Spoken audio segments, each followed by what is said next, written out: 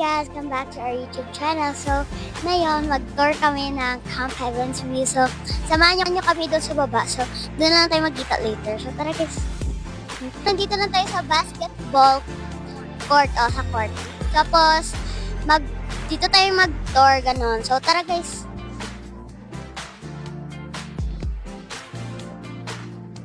So, nag-prayer na yung mga bagger church namin. So, kayo yun lang, go!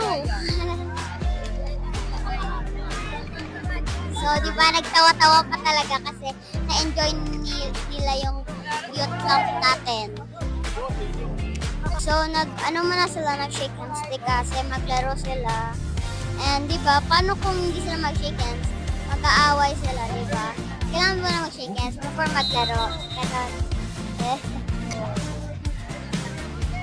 So, yan na guys, maglaro na sila. Kung gusto niyo magtingin, patingin ko sa inyo. So, yan na po, naglaro na sila. So, tara, tignan natin.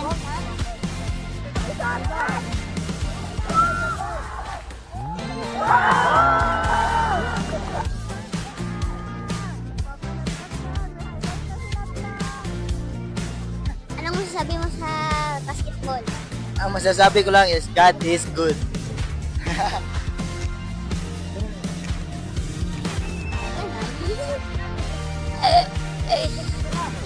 So, i-interview muna namin yung youth president namin sa youth rally. So, talaga, samahan niyo ko, guys. Anong masasabi mo sa youth rally? God bless.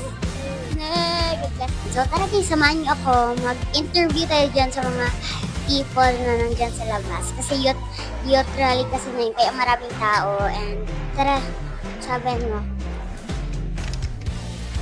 So, nagkain sila. So, yung iba lang na tao na kumakain, doon na sila sabihin, ito lang sila. So, anong masasabi mo sa youth rally? So sa youth rally, ang saya-saya namin dito. Alam mo, maraming mga youth, pakita mo. Yan, nandyan sila. So kumakain sila ngayon. So ikaw, ano masasabi mo sa youth rally? Masaya. Masaya? Bakit ka masaya? Ano ang mga anong dahilan bakit masaya ka ngayon? Kasi maraming tao. Maraming tao. Okay, anong masasabi mo sa youth rally? Ang masasabi ko sa Youth Rally, it's Youth Rally! Birthday mo? Birthday niya! Birthday nating lahat! Yay! Pero ang masasabi ko sa Youth Rally ay super fun and truly our God blesses us with His Spirit and also most of the young people kay happy and makita naton na ilapaning kamot no na pagsik sa Holy Spirit. Tapos, thankful kami sa tanan na leaders, sa president, sa youth president, sa mga kay Ilan Nanay Pikang, Ilan Inday, sa pagluto, and also to our host pastor sa kay Pastor Neil. Thank you sa tanan-tanan sa nag-support, kag sa tanan na yung people nga nag-support. Thank you, our correspondents.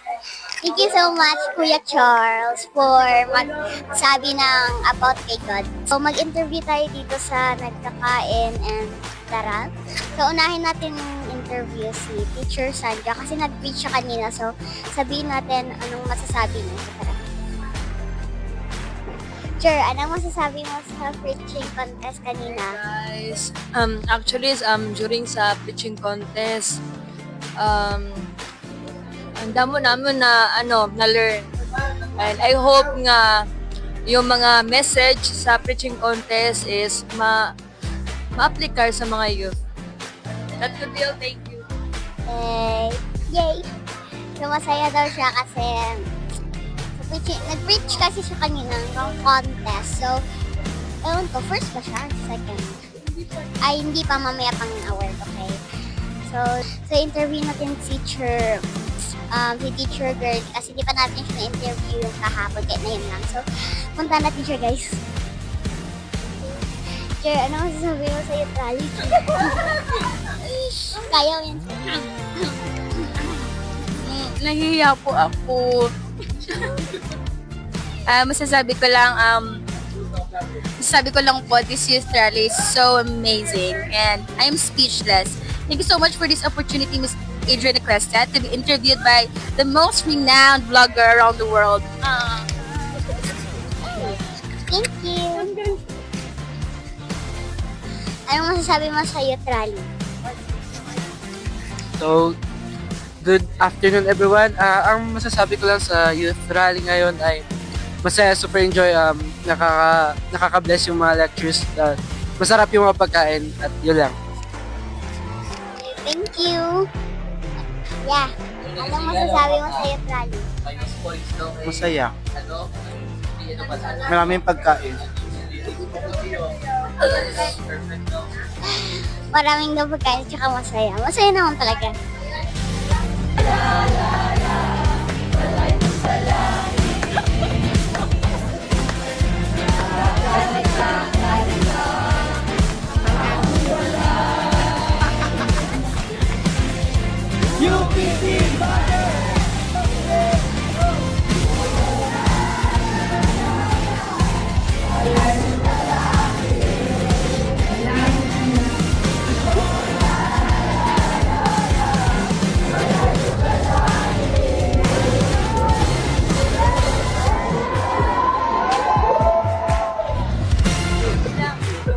May tanong ako kay Brother Yoyoy. Brother Yoyoy, kamusta yung preaching kanina ni Teacher San? Natulog ako.